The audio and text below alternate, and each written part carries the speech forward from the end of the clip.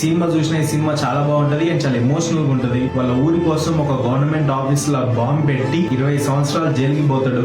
నీళ్లు కావాలని కాదు, బాంబు పెట్టాను అనే అర్జీలు రాశాను.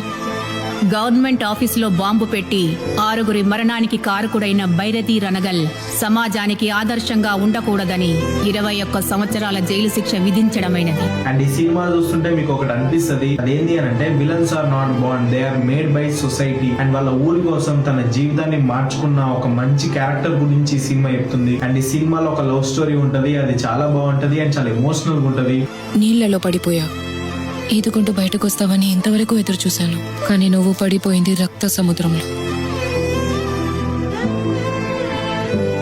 ఇద్దరి దారులు వేరు వేరుగా ఉండగా ఒకటిగా కలిసి ప్రయాణించలేం. అండ్ ఈ సినిమాలో ఉన్న సిస్టర్ సీన్స్ కూడా చాలా ఎమోషనల్ గా ఉంటాయి. ముందుగా నాకు ఒక మాట ఇవ్వమ్మా. ఏంటో చెప్పండి అయ్యా. నువ్వెప్పుడూ నన్ను వదిలిపోకూడదు. ఎందుకు ఏమైందని అడగొద్దు. నీ భర్త ఇంకెప్పటికీ రాడు.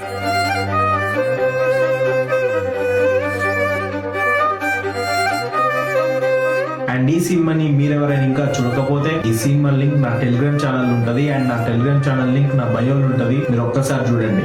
జనాల కోసం నేను ఎవరినైనా సరే పోగొట్టుకుంటాను.